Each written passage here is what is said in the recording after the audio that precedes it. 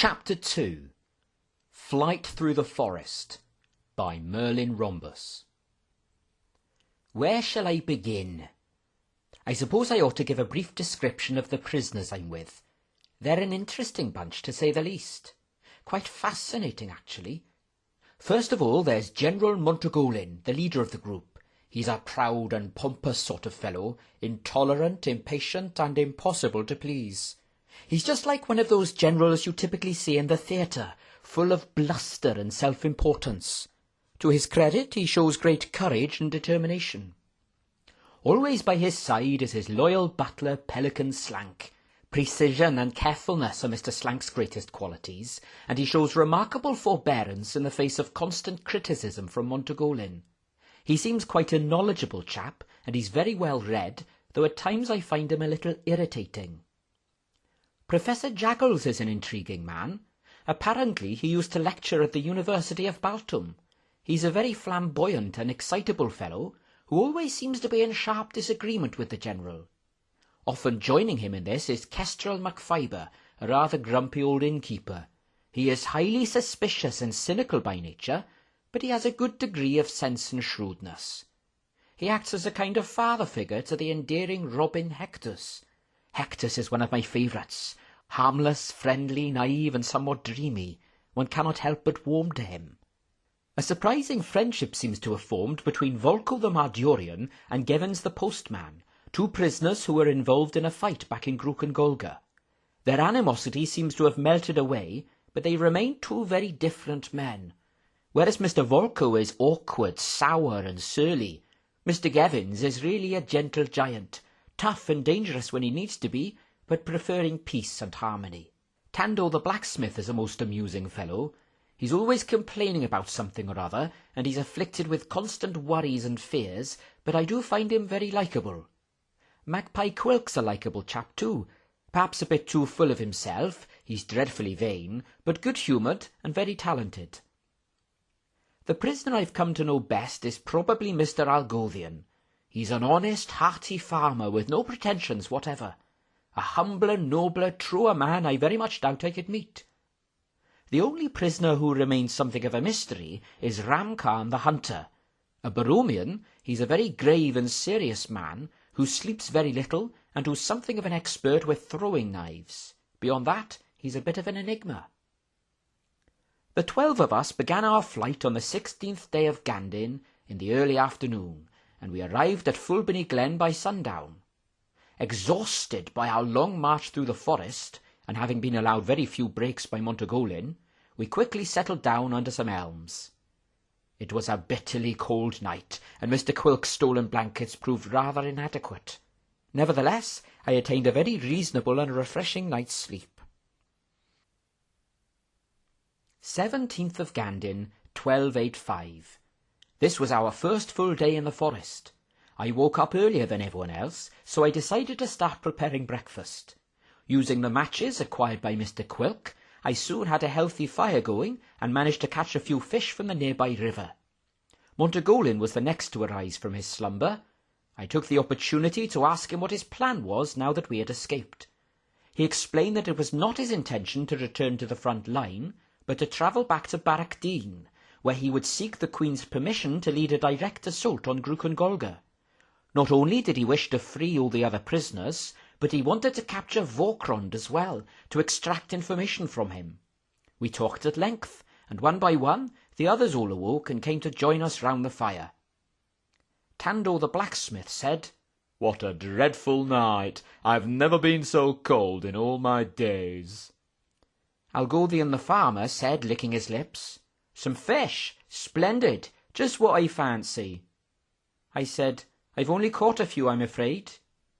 MacFiber the innkeeper said, "Never mind. If we stay close to the river, we can catch a fresh supply each morning, can't we?" General Montagolin said, "My intention is to cross the river. That way we can proceed to Kendum and avoid the marshes to the south." MacFiber said, "Proceed to Kendum, sir? You surely can't be serious. Walk right into the enemy's stronghold. That's sheer madness." Montagolin said, "Don't question my judgment, MacFiber. I'm a very experienced traveller in these parts, you know. I have our whole route mapped out already." Professor Jaggles said, "I agree with McFiber. It does seem like utter insanity heading for a Grochucan city. How can we possibly hope to get through it without being stopped? Impossible." I said, "The plan seems sensible to me. Our journey will be much quicker, won't it, if we go through Kendom? And I really think you ought to show a little more respect for the General's authority." McFiber said, "Sycophant." I said, "I'm no sycophant, Mr. McFiber. I speak as a soldier. Respect for authority is the first thing they teach us. If we start fighting among ourselves, we're not going to get very far now, are we?" Montagolin said, "Quite so, Rombus. The route I've chosen is not up for debate. My mind is made up. Now then, we'd better be heading off very soon. There'll no doubt be scores of guards pursuing us by now, though of course they won't have any idea of what direction we've taken." McFiber said, "All the more reason to be heading south, I say, as far away from a battle zone as possible. We're in enough danger already as it is. We should hardly be heading towards even more peril." Montagolin said, "Enough of your insubordination. My decision is final. We shall take as direct a route as possible to Galamenia, even if it does mean going through Kendom. Now then, it's time we were on the move." Tando said, "I've barely started on this fish." Montagolin said, "We can finish breakfast on the march. Put out the fire, Rombus. We don't want to leave any clues for the guards. Right then, up you get, everyone, up you get." I ended up walking with Tando the blacksmith, Algothian the farmer, and Ramkhan the hunter, right at the back of the group, and we all finished our breakfast as we went along. We crossed over the river and began heading east. We were in a very beautiful part of the forest, with a huge diversity of trees. Many bore enticing and brightly coloured fruits, which Mr. Algothian could not resist picking. Some were of a variety I had never encountered before. Several were covered in a strange coat of thick purple hair, while others boasted a bizarre array of rainbow-coloured leaves. As I was admiring all this beauty, Mr. Ramkhan suddenly shot out his arm in front of me, stopping me from going forwards. I asked him what was wrong. He said, "Shh! Grochucans."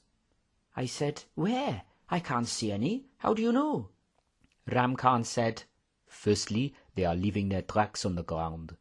Secondly, I am seeing smoke just a few yards over there. Thirdly, I am hearing the faint murmur of their voices." Algothian said, "You must have very sharp hearing. I can't hear a thing." Tando said, "What shall we do? Run? Hide?" Ramkhan said, "Keep your voices down." He slowly reached down to his belt, where I observed a long steel knife. His hand clutched hold of it and remained there, motionless, poised for action. Ramkhan said, "Stay absolutely silent. One of them is coming towards us." The four of us stood frozen to the spot, hardly daring to breathe. There was a rustle in the leaves to our right. Quick as lightning, Mr. Ramkhan drew the knife from his belt and launched it into the trees. A piercing scream resounded through the air. Ramkhan said, "Run, gentlemen, run." We wasted no time in obeying his command. Off we sprinted as fast as the winds of Cavnia. As I raced along, I heard shouts and yells behind me. I nearly tripped over a large branch strewn across my path. Then, without warning, a Grochucan soldier leaped down from a tree behind me with a menacing cry. He began to pursue me with alarming speed.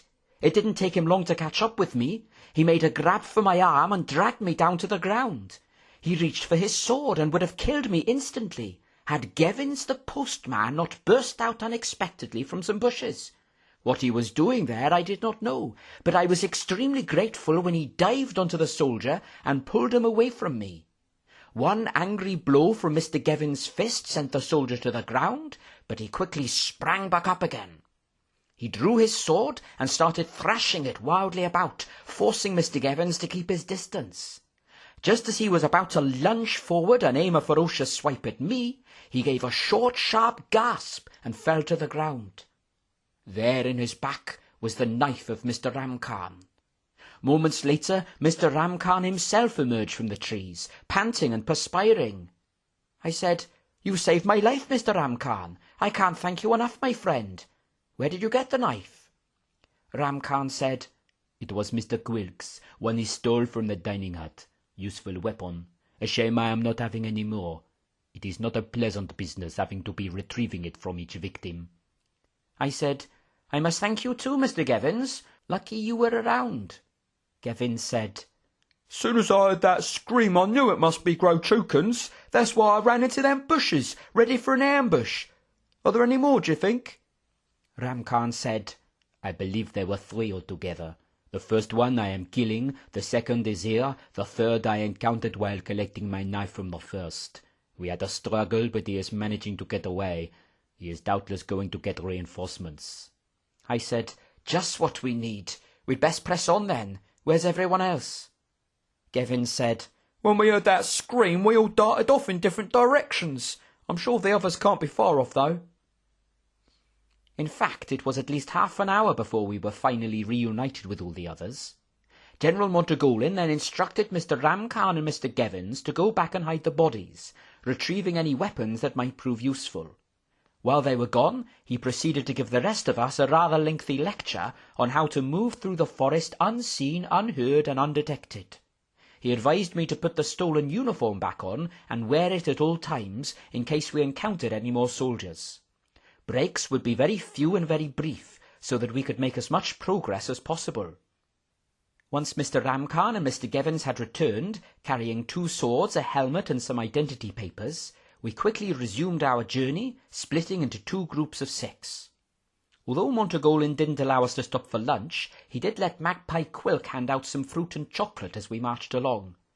The afternoon proved to be long and wearying, especially as I had to listen to Tando the blacksmith's incessant moaning. Thankfully, we didn't come across any more soldiers that day, though Mr. Ram Khan did stop us a couple of times, convinced he could hear voices in the distance. The weather was pretty grim all afternoon, with a furious icy wind and occasional showers of rain. At long last, General Montagolin declared that it was time for dinner, an announcement that met with everyone's hearty approval. We found a secluded spot nearby and began to make a fire. Dinner consisted of some hard raisin cakes and a melon sandwich, not exactly the most filling of meals, but better than nothing. Magpie Quilk said, At least we can stock up on some more grub once we get to Kendham. Algothian the farmer said, That's music to my ears, brother. Do you think you'll be able to get any meat? Quilk said, I can certainly try. No guarantees, though.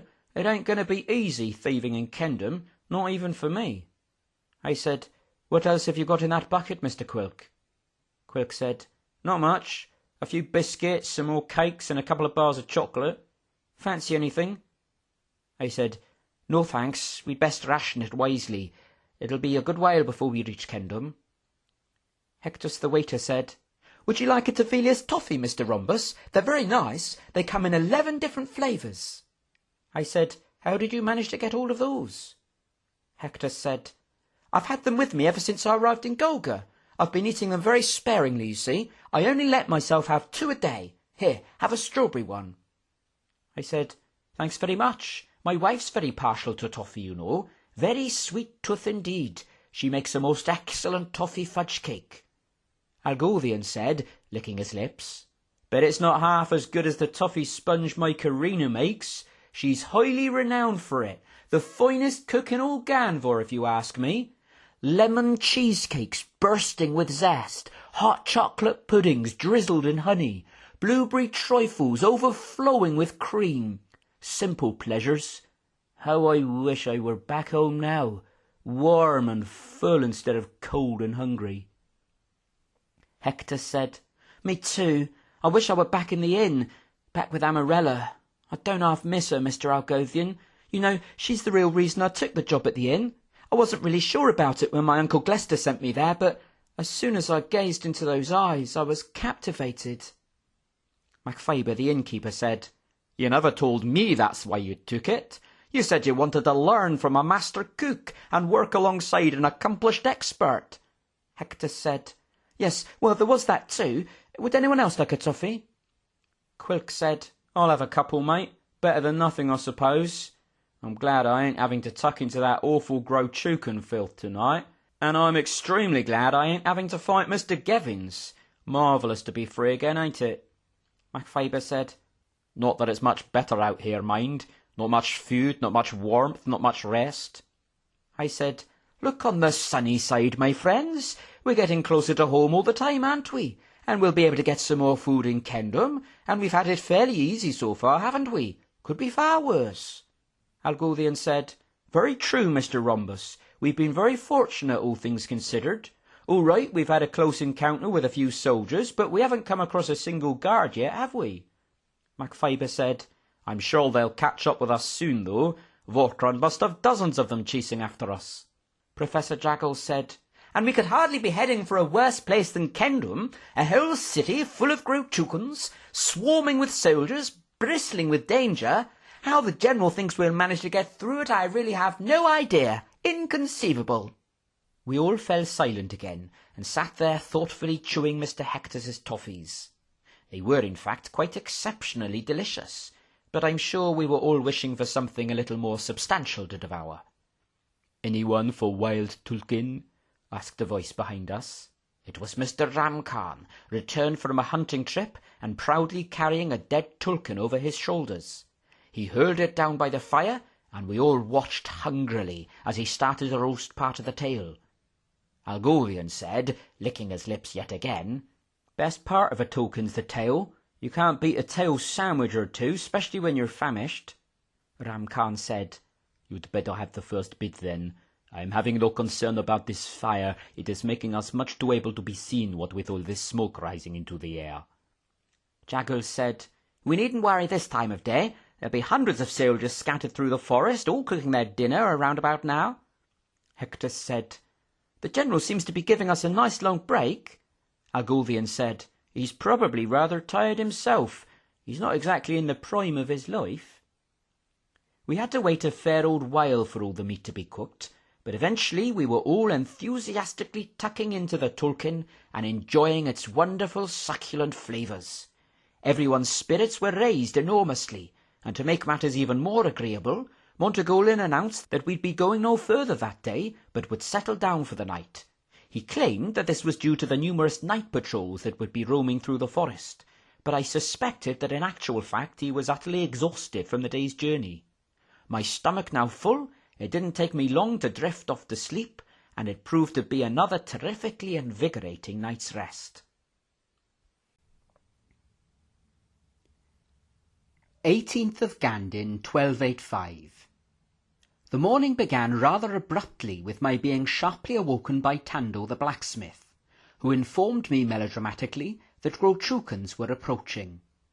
Apparently, MacFiber the innkeeper had seen them while refilling his water bucket from a nearby stream.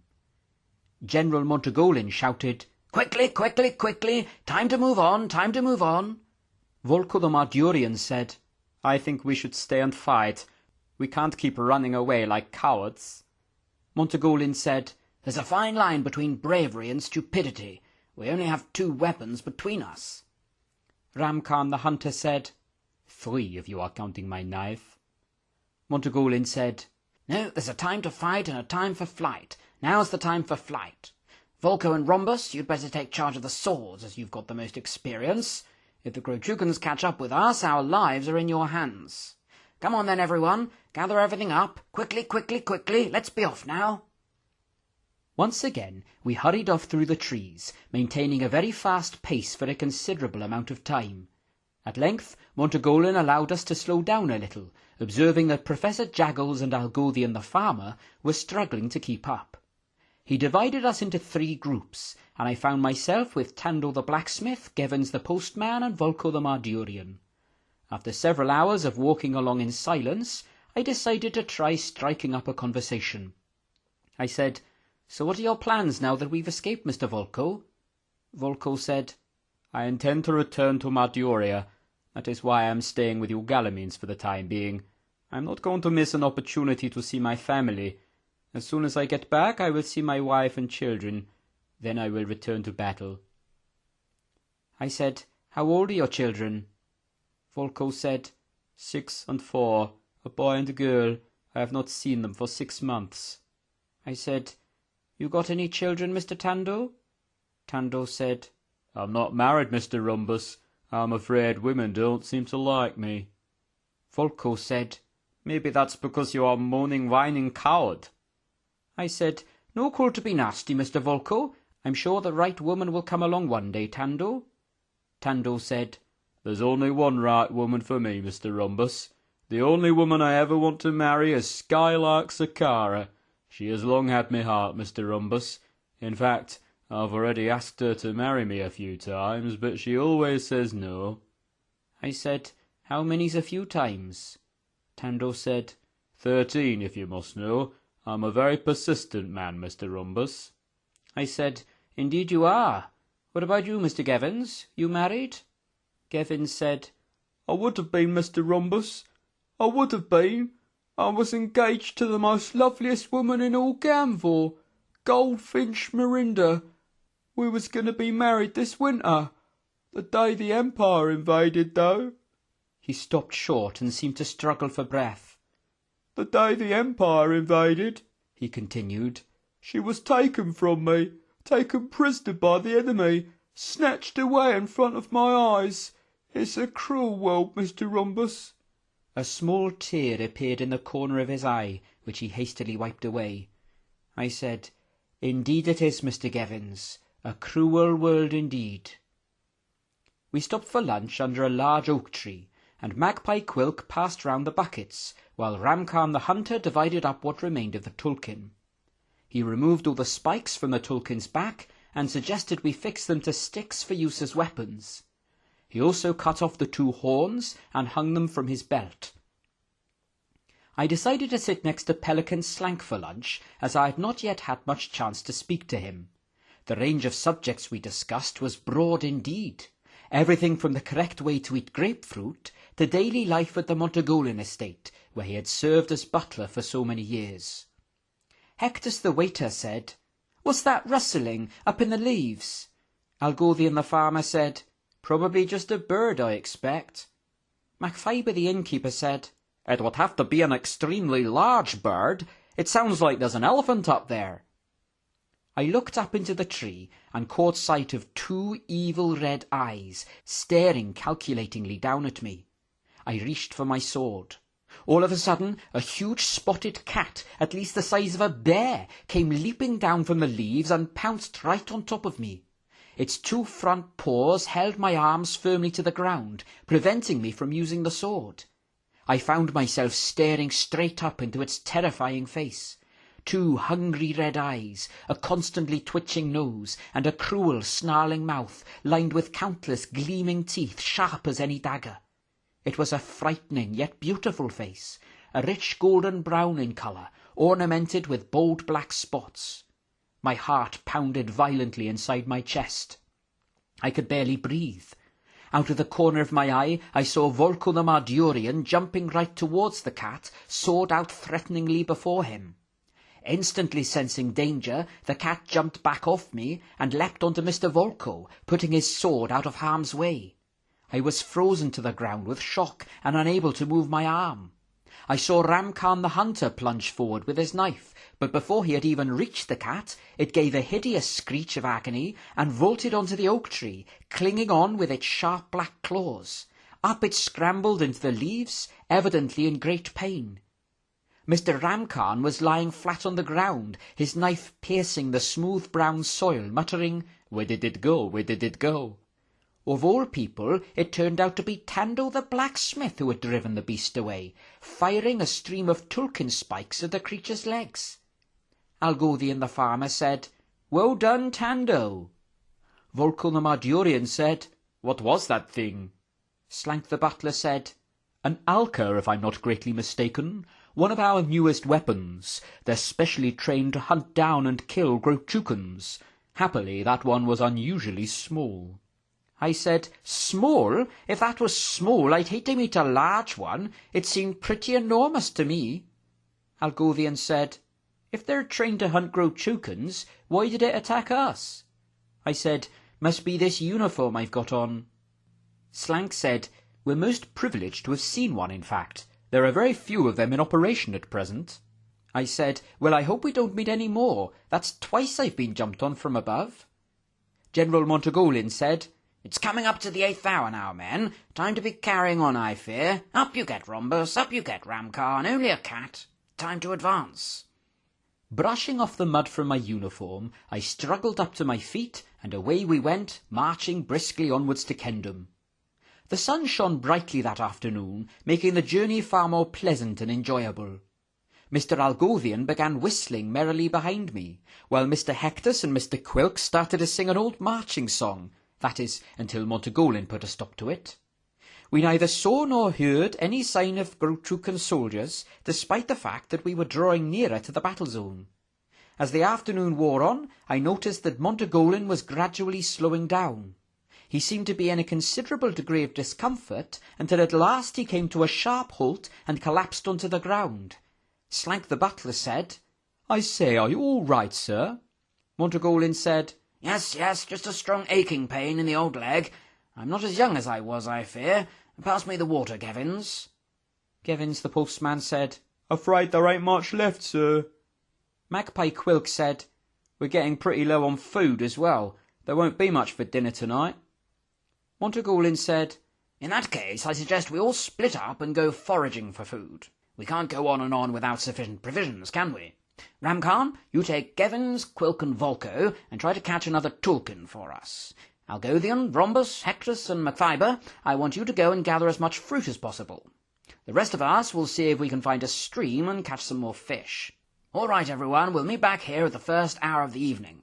Off we go, then, off we go."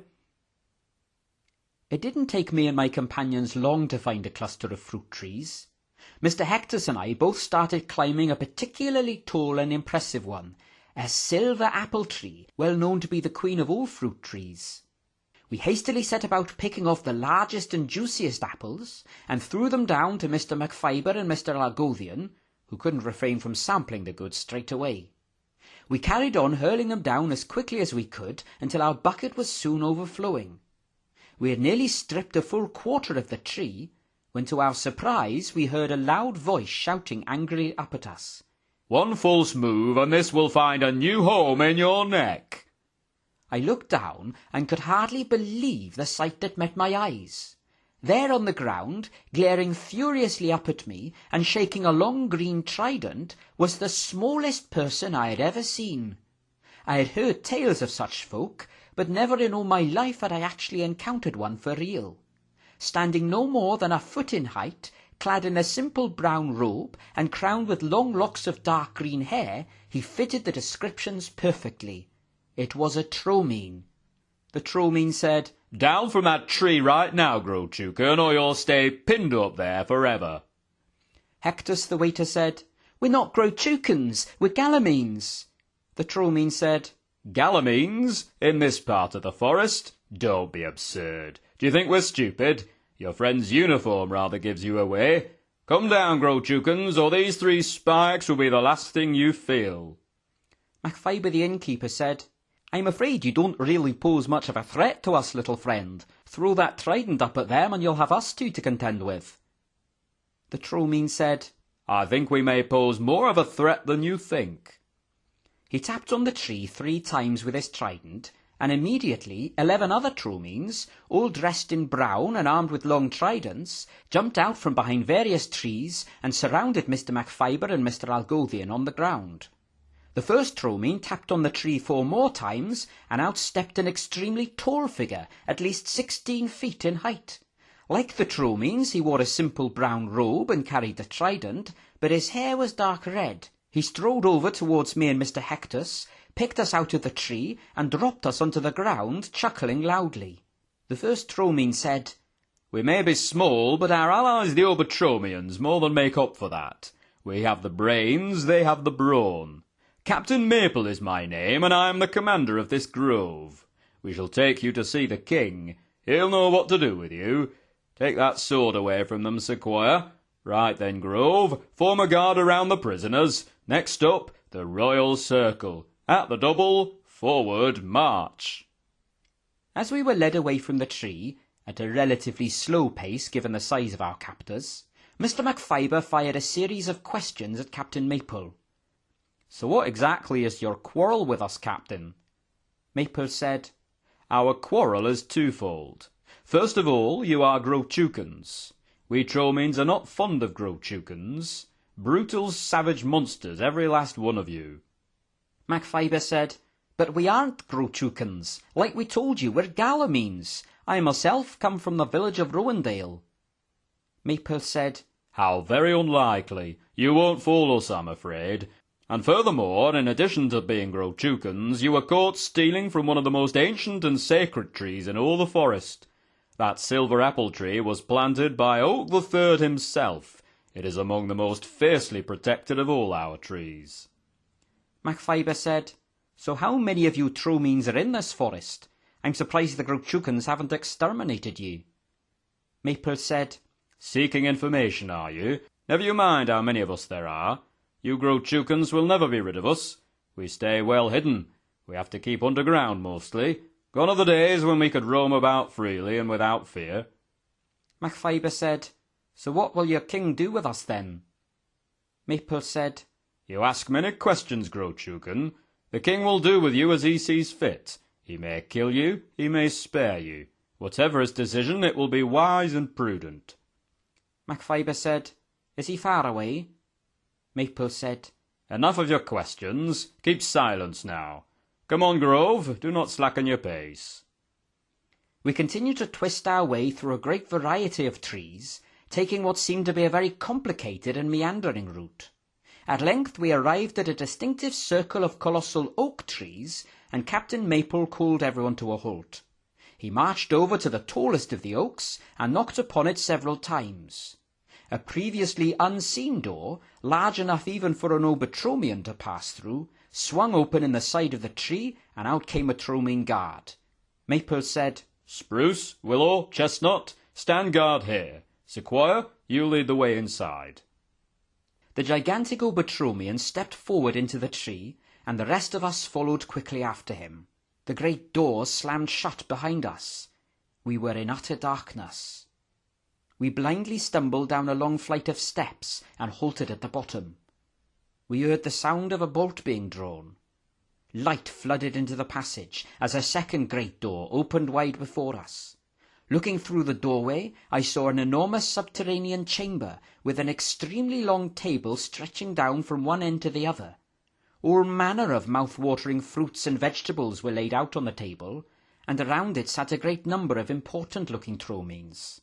Right down at the far end, I observed a distinctly stout and portly Tromien, crowned with a silver diadem, whom I assumed to be the king.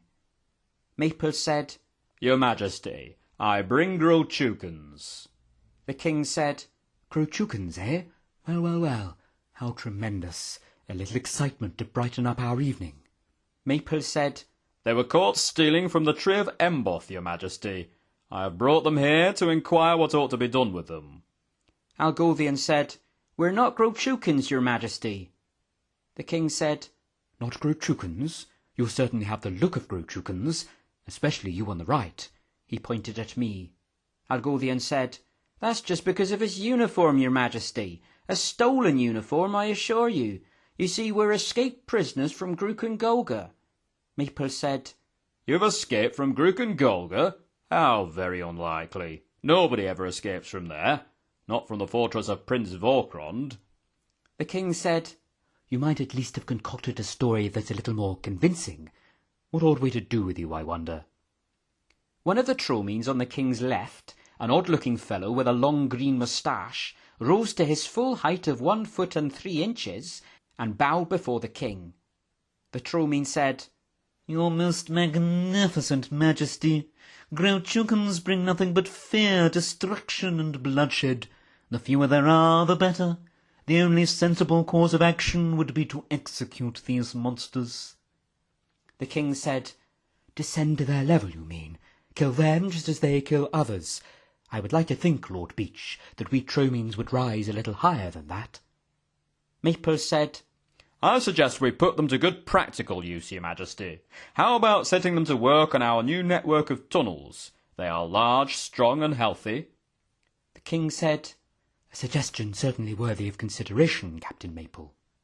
Lord Beach said, "But your most marvellous and meritorious Majesty, these men are brutes, they are murderers, they deserve nothing short of death." The king said, "I shall give the matter due contemplation. I will not be hurried. I shall announce my decision later tonight. In the meantime, Captain Maple, I suggest you lock them up in one of our cells." Maple said, "Right away, Your Majesty. Immediately. At once. Lead away, Sequoia. Next stop, the Royal Prison. Moments later, we found ourselves being cast into a small dark cell under one of the other oak trees. It was pretty cramped in there, and rather dingy, and I'm sure I saw at least one rat scurrying across the floor. MacFiber said, "Well, back in prison again. 2 days of freedom, and now we're back to square one." I said, "Look on the sunny side, my friends. We've got warmth and shelter now. No sleeping out in the open tonight." Algothian said, "And I'm sure the others will be out looking for us. When we didn't arrive back on time, they'll have started a search, no doubt." MacFiber said, "But how will they ever find us? The Tromeans are a very elusive people." At this point, the cell door was opened and a plate of food was pushed towards us. MacFiber said, "Stale bread and cold vegetables. Not exactly first-class refreshments here." Algothian said, "I bet the others are all enjoying some nice juicy tulkin." Hector said, "Would anyone like a Tavelia's toffee?" Algothian, grabbing a large handful, said, "Oh, thank you, Hectus. A good chew always aids the thinking process. You never know, maybe we'll come up with a way of escape." MacFiber said, "I very much doubt it. That Captain Maple will be watching us like a hawk." Algothian said, "He reminds me of the General a bit, that Captain Maple." I said, "Yes, I know what you mean. Rather officious and self-important." Hector said, "He's a good man, the General, though. He was very kind to me in Grucengolga. We arrived there the same day we did, right near the beginning of the war." I said, "You didn't see much action then?" Hector said, "No, none at all, really. I've missed out on all the excitement." Algothian said, "You should have joined the intelligence division, become a spy or something. You'd have had plenty of excitement then." Hector said, "Well, it was the Air Force I wanted to join, really, only I couldn't fly a dragon very well." MacFiber said, "There's nothing glamorous about fighting, boy. You should be thankful you were caught so soon. Some of the things I've seen on the battlefield, enough to melt the hearts of the bravest men. The blood, the terror, the screams of pain, the despair. Nothing glamorous about it at all." Algothian said, "Let's think about something a little more pleasant, shall we? When I'm feeling glum, I always like to reminisce about home. How about we all share our last memories of life before the invasion?" Hector said, "Good idea, Mr. Algothian. I can remember the day before the invasion very clearly. It was the annual dog race, wasn't it, Mr. MacFiber? It was held in Rowendale this year. My Thunderbolt won it as usual. He's the fastest dog in all Ganvor, is my Thunderbolt. There was quite a crowd this year, wasn't there? And best of all, Amarella was there, cheering Thunderbolt all the way. She looked so impossibly beautiful that day, her long golden hair blowing about in the wind, her dazzling radiant smile, her shining blue eyes. The village was so full of fun and excitement that day, and then the next morning the war broke out." MacFiber said, "I remember it well, boy. We had some very distinguished guests staying at the inn that night. Lord Vellamore of Barrackdean, Sir Candace of Caladulva, not to mention Lady Harvendor, and all of them so complimentary about the service they received. It was a proud day." Algothian said, "What about you, Mr. Rombus?" I said, "Well, being a professional, I was away from home when the war began. There was a good spirit in our camp at the time, though. The day before the invasion, we had a good old game of Tockeron, I remember. Such a happy occasion. And then that dreadful news." Hector said, "Do you remember when the Queen came to Rowendale, Mr. MacFiber? We played a game of Tockeron then, didn't we? She came and watched us. That was just a month or so before the war started, wasn't it?" MacFiber said, "That's right, boy. It's a shame Her Majesty didn't pop into the inn for a quick bite to eat, but never mind." I said, "And you, Mr. Algothian, what's your last memory?" Algothian said, "The day before the war broke out, it was my grandfather's birthday. We all gathered up in his little cottage, the whole family from far and wide. What a joyful day it was! Fun and games, stories and songs, jokes and laughter. And what a spread my wife produced! melt-in-the-mouth salmon smothered in creamy lobster sauce, the crispiest roast potatoes you've ever tasted, seasoned with Hebronesian spices, poached quail eggs on hot buttered muffins, and then to crown it all, the biggest toffee sponge you've ever seen, large enough to feed the entire gathering. It was a happy day indeed. The cell door opened, and Captain Maple strode into the room. Maple said, "The king has reached a decision. Your fate has been sealed." He paused and looked round at us each in turn. He said, 3 of you will be put to work on our newest network of tunnels, connecting the Royal Circle to the northern stronghold. He paused again and coughed nervously. But as an example and lesson to the rest, tomorrow morning, one of you will be shot. What an awful shock this revelation was to us. None of us had really expected that the Tromeans actually would put any of us to death. We looked round at each other in horror. I'm sure we were all thinking the same thing. Which one of us would be selected for the sacrifice? Which one of us would lose our life in the morning? Algothian the farmer? Macphyber the innkeeper? Hectus the waiter? Or would it be me? None of us uttered a single word for the rest of the night. We just sat there in gloomy silence, contemplating the terrible fate that would befall one of our number. With the threat of death now hanging over us, we found it completely impossible to sleep. 19th of Gandin, 1285. Morning broke, and we were led outside into the middle of the circle of oak trees. A large number of Tromeans were assembled, and the king was seated on a high wooden throne, flanked by massive Obertromian guards. Captain Maple was sitting on a small platform, holding aloft a long black spear. The king said, "The time has come. One of you must now forfeit your life. You may decide among yourselves which of you is to make the sacrifice." "Let it be me," said the noble-spirited Algothian. Macphyber said, "No, I'm the oldest. It ought to be me." Hector said, "Well, I'm the youngest. I suppose it should be me." I said, "No, the only fair way for us to decide, my friends, is to draw lots." I picked up 4 sticks from the ground and broke one of them in half. The king said, "Very just, gentlemen. Very unlike Grochukans, I must say. I would have expected you to turn on each other." Holding the 4 sticks tightly together, I held out my hand to Mr. Macphyber. He nervously grabbed one. It was long. Mr. Algothian was next. He hesitated and took a deep breath. He made a grab for one of the sticks. His face turned pale. The lot had fallen upon him. I said, I don't know what to say." One of the Obertromians seized Mr. Algothian and tied him up to one of the trees.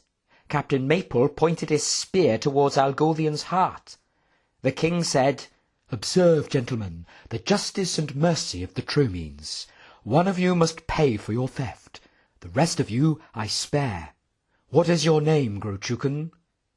"My name is Phoenix Algothian," he said, "and I am no Grochukan. A Galamene I was born, and a Galamene I shall die." The king said, "All right, Captain Maple, let justice be done." Captain Maple bowed low before the king, sharpened his spear point, and took several steps backwards, ready to execute Mr. Algothian. But just as he was raising his spear into the air, a familiar voice came bellowing through the trees. "Stop! Stop! Stop it at once!" General Montegolin burst into the circle, waving about one of the swords we had obtained. But it was too late to stop Captain Maple from releasing his spear. I just caught sight of it leaving his hand when I was knocked out with a trident by one of the Obertromians. When I regained consciousness, I discovered that I was sitting in a small circle with General Montegolin and all the others, surrounded by 4 Obertromians and dozens of fierce-looking Tromeans. Montegolin, nursing a cut on his leg, said, "Vicious little brutes! Where's that pompous little king of theirs got to?" Slank the butler said, "One has to admire their caution, sir. You can't blame them for being distrustful." Montagolin said, "There's no excuse for mindless violence. They're rotten little savages." I said, "What happened to Mr. Algothian? Is he dead?" Montagolin said, "Dead? No, he's not dead. He's over there." I looked over my shoulder and was extremely gladdened to see Mr. Algothian alive and breathing, standing by one of the trees, his arm pinned to the bark by a spear. Evidently, the arrival of Montagolin had not been sufficient to stop Maple from throwing the spear, but it had been enough of a distraction to make him miss Algothian's heart. It was clear that in the ensuing chaos, Montagolin and company had been overpowered by the Tromines, and that was why we were all sitting there in a circle under the watchful gaze of the Obertromians. I saw the king emerge from one of the oak trees, and he started heading towards us. The king said, "I have examined your badge, and it does indeed carry a genuine royal seal." Montagolin said, "Of course it does. That's because I am a genuine general." The king said, "It seems we have somewhat of an apology to make. Stand aside, Obertromians." Slank the butler, Magpie Quilk, and General Montagolin all hurried over to Mr. Algothian, whose face was contorted with extreme pain, and who was groaning loudly. Montagolin said, "Don't worry, old chap, we'll soon have it out." Slank said, "Isn't one supposed to leave it in, sir?" Montagolin said, "Is one? Does anyone here have any medical knowledge?" Algothian said, "Just get it out, please." Quilk said, "I've got some healing balm here, mate. Should ease the pain a bit. It's good stuff, made from the waters of the great Rainbow Waterfall in Augencalad." He revealed a small orange bottle and slowly poured some of its contents onto Mr. Algothian's arm. He broke off the end of the spear, easily done considering that it was of Tromine size, and very carefully he started to pull it out of the wounded arm. Mr. Algothian continued to groan and grimace, but Quilk's balm seemed gradually to be taking effect. Quilk said, "Afraid it ain't no miracle cure for everything, that balm, but it should soothe your pain a lot. Anyone got a bandage?" The king said, "Fetch some bandages, Captain Maple. I really must apologise, dear sir, for the injury you have sustained. I was utterly convinced you were all Grochukans." Algothian said, "I'm just glad your captain's such a poor shot. How did you find us, General?" Montagolin said, "Quite easily, really. When you didn't arrive back at the designated time last night, we naturally began to search for you. It didn't take us long to find that bucket of silver apples. Since they were completely abandoned, we knew that something must have happened to you. It didn't take me long to work out it must have been Tromines." Slank said, "Was it not Professor Jaggles, sir, who suggested the involvement of Tromines?" Montagolin said, "Yes, true. Verbally, he was the one to express the idea, but naturally I had thought of it. What else could explain this mysterious disappearance? If it had been Grochukans, I reasoned, they'd have left their distinctive boot marks." Slank said, "Mr. Ramcarn was the one to voice that observation, was he not, sir?" Montagolin said, Quite. Anyway, we decided to set a trap. If we could catch a Tromine, we might be able to find out what had happened. We knew there must be quite a lot of them in the vicinity of the bucket, so we dug a hole nearby and covered it with leaves and branches, you know the sort of thing. Well, we hid ourselves away, waited several hours, and then, hey presto, we got ourselves a Tromine. It was he who led us here to the Royal Circle, and it seems he got us here just in time." Captain Maple had now arrived back with bandages, which Mr. Quilk and Mr. Slank quickly wrapped round Algothian's arm. He certainly looked a great deal more comfortable now. The king said, "Well, I hope you can find it in your hearts to forgive us for this terrible mistake. Are there any necessities with which we can provide you? Food, blankets, tents?" Montagolin said, "Tents would certainly come in very useful, though I fear any tents you have would be a little too small for our use." The king said, "The Obertromians have tents. One of those would easily be enough for 3 or 4 of you. In fact, I tell you what we'll do. Today is market day, and you may each choose one item from the market as a free gift from us. Compensation." Montagolin said, "That sounds very fitting, your majesty. I thank you sincerely." We were led off to a huge underground room thronging with Tromines, and we all rummaged around through a great number of bulky wooden crates. Mr. Algothian picked up a long woolen scarf. Mr. Hectus found some Tevelius toffees. Mr. Gevin selected a beautiful pipe, and Mr. Slank chose a fold-up map of the entire Grochucan Empire. The king also gave each of us a large knapsack in which to carry all our equipment, offered his deepest apologies for the misunderstanding that had occurred, and wished us all well as we continued on our way. The afternoon brought about a severe decline in the weather. First, ominous black clouds started to block out the sunshine, and then heavy rain began to pour down from the sky. A few of the men started pestering Montagolin to halt so that we could find shelter. Montagolin said, "Nonsense! We can't stop just because of a spot of rain." Professor Jaggles said, "It's not just the rain, General. We've got an injured party now, and we didn't exactly get much sleep last night, what with trying to catch tromines and what have you." Montagolin said, "We're supposed to be soldiers, Jaggles. We can't be defeated by a little lost sleep, a minor injury, and a bit of bad weather." MacFiber the innkeeper said, "We can't be on the go all the time, sir. You can't expect us to carry on and on without proper rest." Montagolin said, "Are you forgetting whom you're talking to, MacFiber? I am your general. My orders are not to be questioned. They are to be obeyed without hesitation." Jaggles said, "I'm not under your command, General. Strictly speaking, I'm not even in the army. I say we should have a vote on the matter."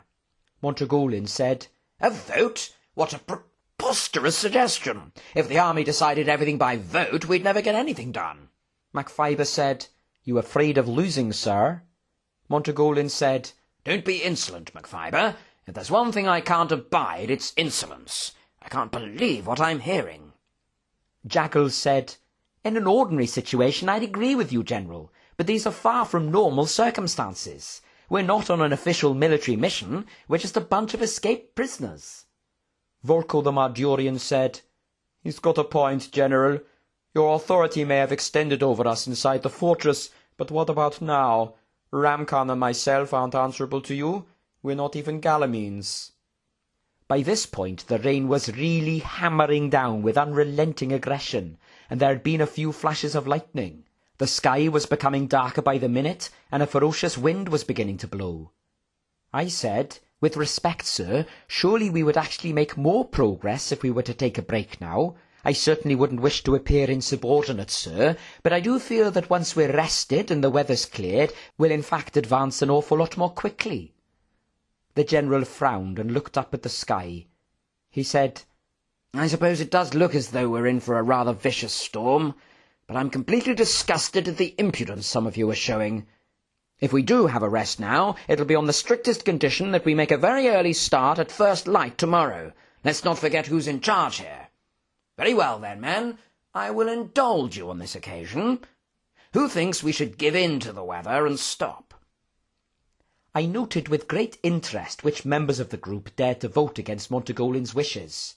3 hands shot up immediately, those of Mr. Volko, Professor Jaggles, and Mr. MacFiber. 3 more followed somewhat more hesitantly, the hands of Mr. Tando, Mr. Quilk, and Mr. Gevins. I decided to side with the rebels and swayed the vote in favour of stopping. Montagolin said, "Well, if we don't reach Kendham this side of winter, don't blame me. We'd best put up the tents, I suppose. Come on then, quick about it, men, quick about it." It proved to be quite a challenge setting up our new tents. The merciless rain and the slippery forest floor hindered us greatly, but eventually we had all 3 of them up securely.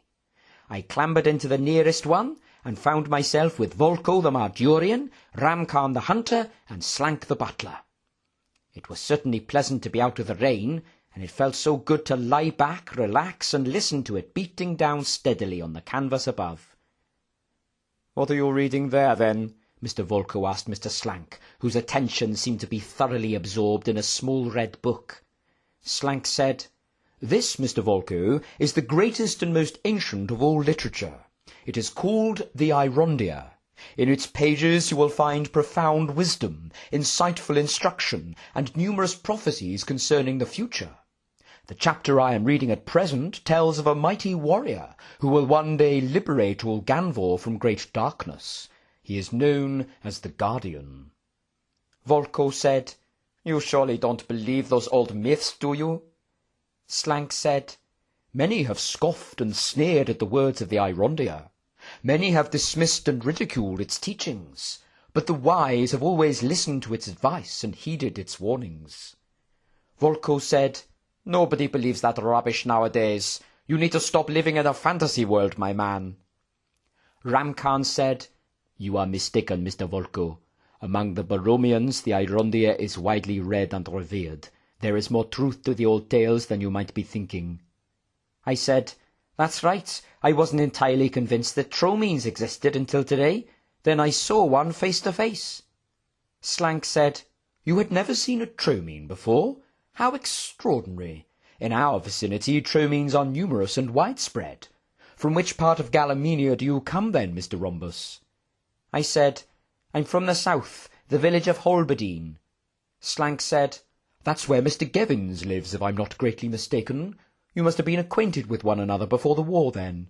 I said, "No, I'm from Holberdine originally, but I moved down to Collivale when I was a child.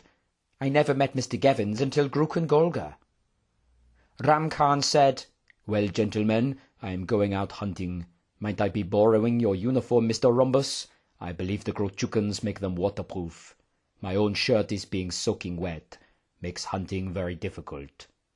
I said, "By all means, my friend. I'm rather sick of wearing it, if truth be told." Mr. Ramkhan began to take off his shirt, revealing a body that was covered all over with wounds and injuries. Slank said, "I say, Mr. Ramkhan, that looks a nasty set of scars. How did you come by all of those, if you don't mind my asking?" Ramkhan said, "Baracus, the chief spy of Prince Vokrond. Long before the war is breaking out, I was in the Empire on a special mission, and I was captured by the Grochukans. At the time, Vokrond was commissioning this Baracus to conduct experiments on human strength and endurance, and I became one of his first victims.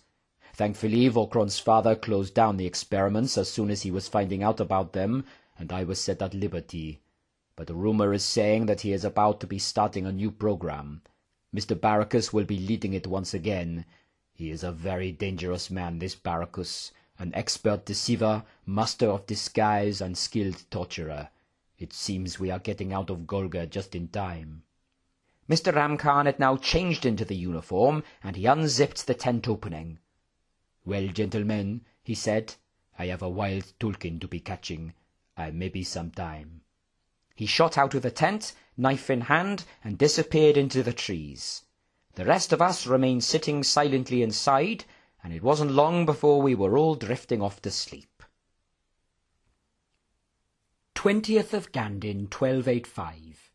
It was the loud blast of a tulkinhorn that awoke me this morning. I slowly made my way out of the tent, and discovered Mr. Ramkhan standing on a log, looking pensively up into the sky. He gave another blast on the tulkinhorn. "Have you lost your sanity, mate?" Magpie Quilk said, emerging from one of the other tents. "Do you want the whole forest to be alerted to our presence?"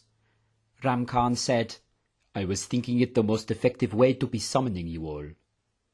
One by one, everyone was beginning to appear. MacFiber the innkeeper said, "Bit early for breakfast, isn't it? Feels far too early to me." Hectus the waiter said, "The general did say we were to set off at first light, I suppose." MacFiber said, "You're right there, boy, but where is he? Surprised he's not here telling us all to get a move on." As if in response to Mr. MacFiber's question, Montagolin suddenly vaulted down onto the ground from above.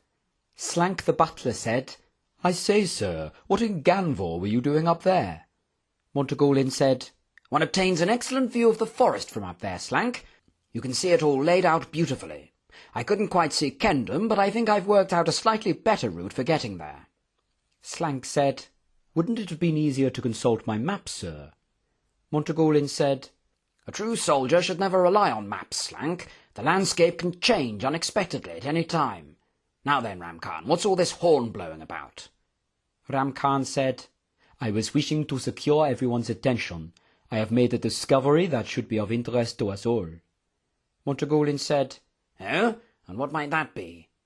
Ramkhan said, "On the way back from my hunting trip, an unsuccessful trip I fear, I was coming across what appeared to be an abandoned wagon, not very far away from here at all. But as I am approaching it, 2 Grochukans appeared, and they are starting to load various cases onto it. Nevertheless, if we could be managing to commandeer the wagon, we could be reaching Kendum with ease by nightfall. Montagolin said, "Indeed we could, Ramkhan. It would make the whole journey back to Galamenia far, far quicker. Well, what are we waiting for? Swords at the ready? Volko, Slank, Rombus, Quilk? Let's secure this wagon. The rest of you, stand guard here and get these tents down. Show us the way, Ramkhan." As we crept off into the trees, being very careful not to make too much noise, Mr. Volko and I drew our swords, and Mr. Ramkhan sharpened his knife. Slank said, "You appear to be limping rather badly, sir. You really ought not to be jumping out of trees at your time of life." Montagolin said, "There you go again, Slank, acting as my counsellor. I'll be the judge of what I ought and ought not to be doing." Slank said, "I apologize most unreservedly, sir. I was merely concerned that you should maintain the utmost fitness for the arduous journey ahead, sir." Montagolin said, "You needn't worry about that any more, Slank, not once we've got our hands on this wagon." Mr. Ramkhan pointed through the trees to a large clearing, where, tied to a sturdy cedar tree, stood the gleaming scarlet wagon. Harnessed to the front were 2 rather striking unicorns, one of which was stamping its hooves and snorting somewhat impatiently. Sitting at the back of the wagon was an attractive young woman with long black hair and a golden umbrella in her hand. Quilk said, "Burn me alive, she's a sight for sore eyes. What a beauty she is." Slank said, "She's a Grochukan, Mr. Quilk, one of the enemy." Quilk said, "True, Mr. Slank, true, but you've got to admit she's a right dazzler, ain't she?" Montagolin said, "Be quiet, you two. Now then, Ramkhan, I thought you said there were 2 of them." Ramkhan said, "That is correct, General. There was a fully armed soldier as well. He cannot be being far away." Volko the Majorian said, "Why are we wasting time, General? Let's kill the woman and that'll bring the man out." I said, "We can't kill her in cold blood, Mr. Volko." Quilk said, "Quite right, Mr. Rombus. I don't know about you Majorians, Volko, but we Galamines ain't savages. We don't go around killing innocent women just to get our hands on some transport." Volko said, "There's nothing innocent about her. She's a Grochukan." Montagolin said, "Rombus and Quilk are quite right. We Galamines mustn't descend into barbarism. We must rise above such things." Volko said, "So we just let her run free, do we? How absurd." Montagolin said, "We just have to take her prisoner. We've got some rope and she hardly looks dangerous, does she?" Ramkhan said, "What about the man, General?" Montagolin said, "Well, you're a hunter, aren't you? Surely you can track him down?" Ramkhan said, "With much ease, I should think." Montagolin said, "Well, off you go, then. As for the rest of us, let's get this woman tied up and commandeer the wagon." As the woman caught sight of us, she called out for help, but we soon had her bound and silenced. We started to rummage through the contents of the wagon. Slank said, "I say, there's rather a lot of food here, sir. We appear to have struck gold." I said, "Literally, look at all this money. There must be at least 50 golds here. Should come in handy." "What are you going to do with me?" the woman asked anxiously.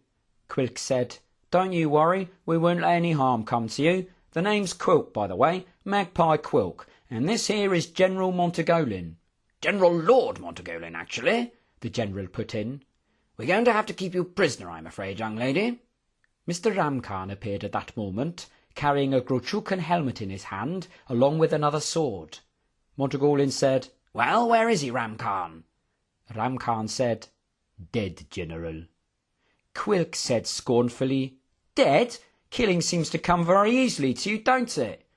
Ramkhan said, "I am only killing him in defense. He was coming at me with this sword. I think we should be giving it to Mr. Gevins."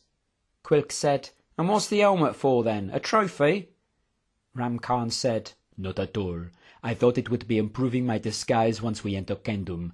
These red feathers are denoting the rank of a sergeant. With this and the uniform, I am making quite a convincing Grochukan." I said, "I never said you could keep that uniform." Montagolin said, "Well, let's get moving, shall we? Show us how it's done, Quilk." Quilk said, "Me, sir? I can't drive this thing." Montagolin said, "I thought you used to drive a wagon for your business." Quilk said, I'd be fine with ordinary horses, sir, but I ain't used to no unicorns. Whole different temperament. Ramkhan said, "Be not fearing. I can handle unicorns. I am preferring reindeer myself, but in Boromir we learn to work with every kind of beast." Montagolin said, Up you get, then, up you get. Let's pick up the others, and then it's off to Kendom. Once we were all seated comfortably up in the wagon, Mr. Ramkhan gave a whispered command to the unicorns, and they began to trot away at a gentle pace. "So then, Miss, I don't believe I caught your name," Mr. Quilk said to the woman. The woman said coldly, "It's Felicia, if you must know." Quilk said, "Felicia, eh? That's a pretty name.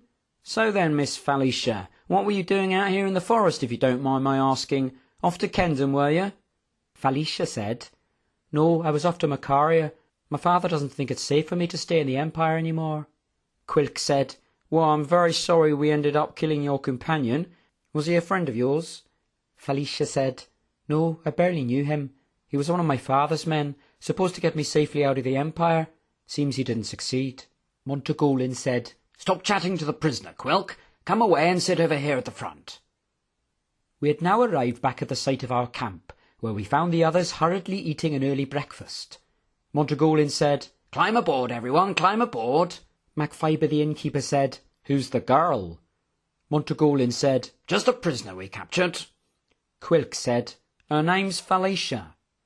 Montagolin said, "Come along, everyone. Load the tents on board and let's be away." Algothian the farmer said, munching noisily, "Can't we finish our breakfast first, sir?" Montagolin said, "Bit early for breakfast, isn't it? We can stop for that later. Let's see some action, man." It proved to be quite a struggle for the whole lot of us to fit into the wagon, but it was definitely preferable to marching on foot. There was something very satisfying about seeing all the trees whizzing past us as we sped along in comfort. Quilk said, "Well, it's certainly nice to have some female company again, ain't it?" Slank said, "You seem to be forgetting that she is Grochukan, Mr. Quilk. Beautiful skin may hide rotten fruit." Quilk said, "You what?" Slank said, "It's a quotation from the Irondia. It is well known that a silver apple will retain its dazzling sheen long after it has begun to decay within. Do not judge by appearances, in other words." Quilk said, "Not all Grochukans are evil and warped, mate." Slank said, "Believe me, Mr. Quilk, underneath that radiant exterior beats the usual malignant Grochukan heart." Quilk said, "You can't say that, Mr. Slank. Just 'cause she's a Grochukan, it don't mean she's like the rest of 'em. She can't help where she was born." Slank said, "The problem is not so much where she was born as from whom. She has Grochukan blood coursing through her veins, a corrupting poison that rots the heart and decays the very soul." Quilk said, "You don't half say some daft things, mate. You're prejudiced, that's your problem." Montagolin said, "Will you be quiet, you two?" Volko said, "Yes, you're driving me to insanity." Silence filled the wagon, and I soon found myself nodding off to sleep. I must have been out for quite some time, for when I awoke, the sun was high in the sky, and everyone was sitting in a different place. Mr. Quilk had moved to the back of the wagon again, where he seemed to be playing cards with Miss Felicia. I was now sitting next to Volko the Mardurian and Gevins the postman, who were coming to the end of a game of warriors.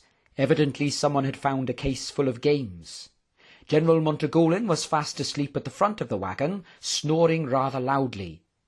Slank said, examining his map, "At this rate we ought to be reaching Kendom by tea-time. I can hardly wait to reach the conclusion of these innumerable trees."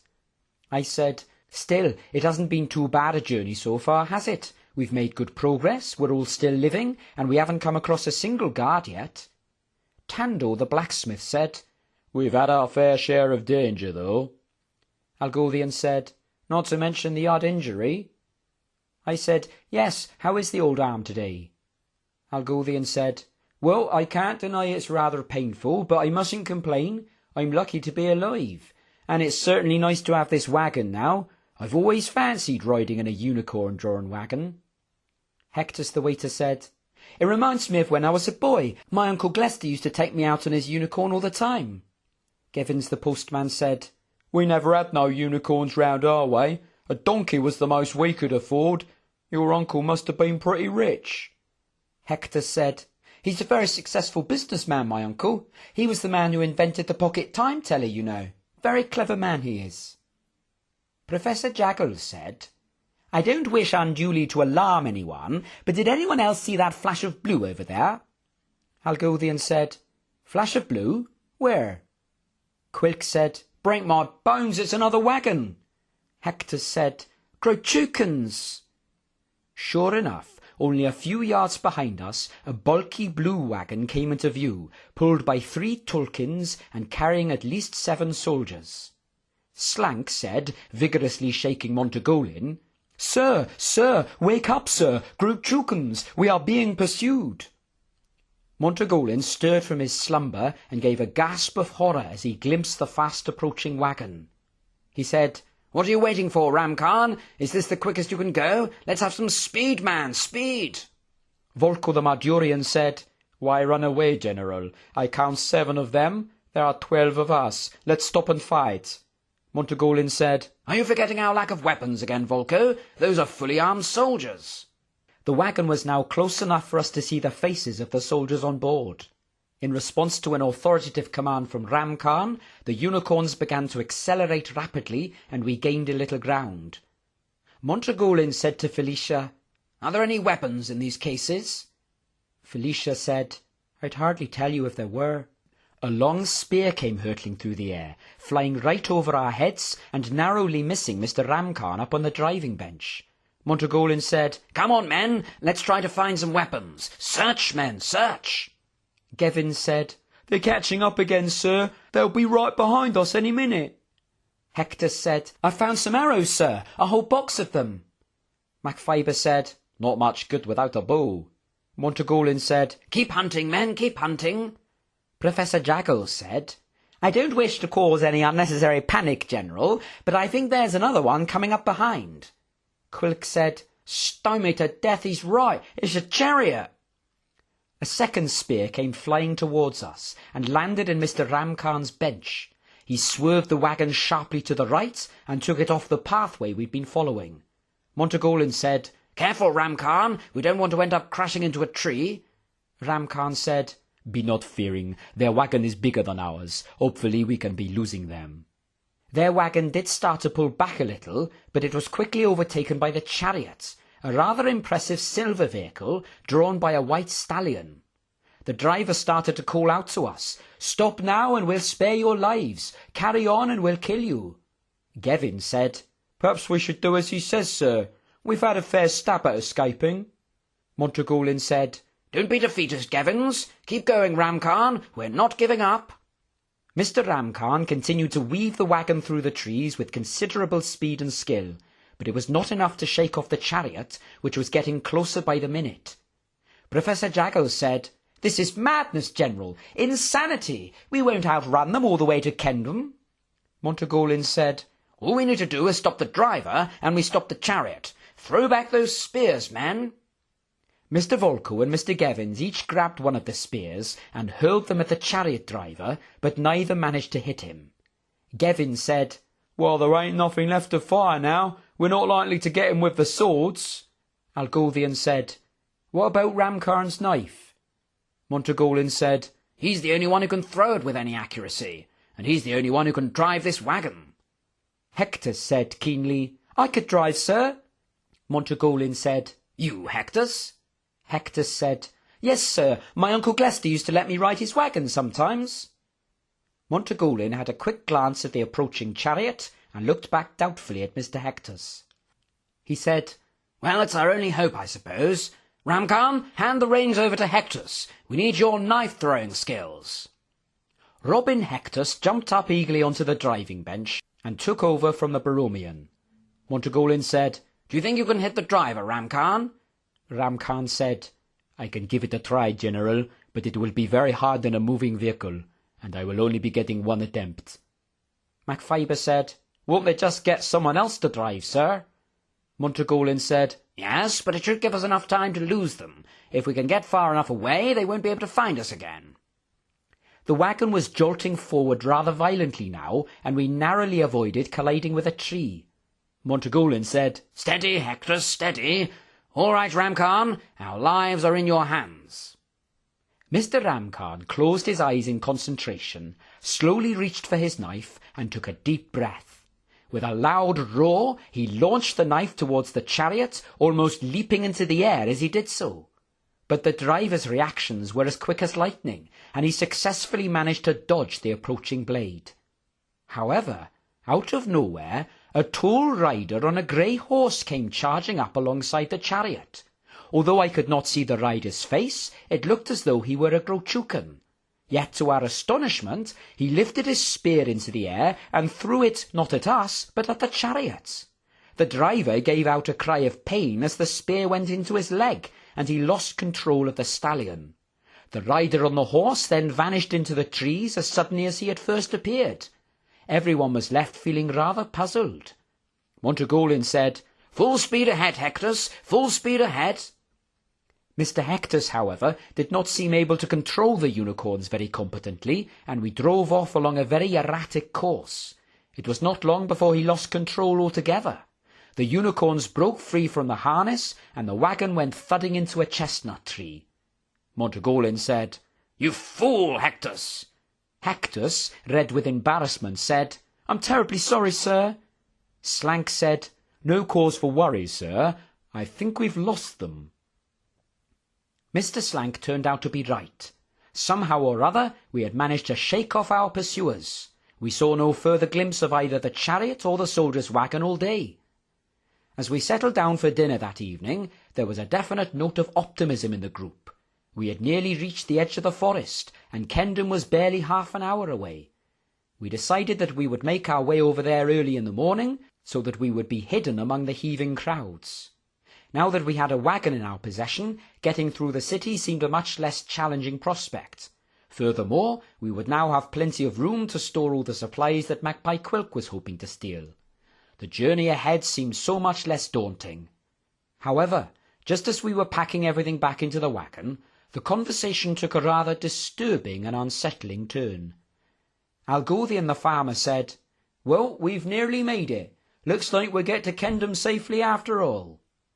Professor Jaggles said, "It's awfully lucky we haven't met any guards yet, isn't it? Plenty of soldiers, but still none of Vorkron's men." Macfiber the innkeeper said, "Does that not give you a very uneasy feeling, though?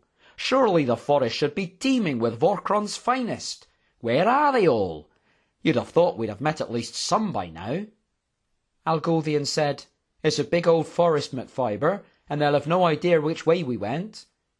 Macfiber said, "But did it not strike you as exceptionally odd that we escaped from the fortress so easily in the first place? Everything seemed to work out so conveniently." Jaggles said, "We were just very fortunate." Macfiber said, "Well, what about this afternoon? That rider on the grey horse, coming out of nowhere and spearing the chariot driver. Did that not strike you as exceptionally odd? Something doesn't add up, gentlemen." Algothian said, "What are you implying?" Macfiber said, "I don't rightly know, but something very bizarre is going on, I tell you, and believe me, gentlemen, I'm going to find out what it is."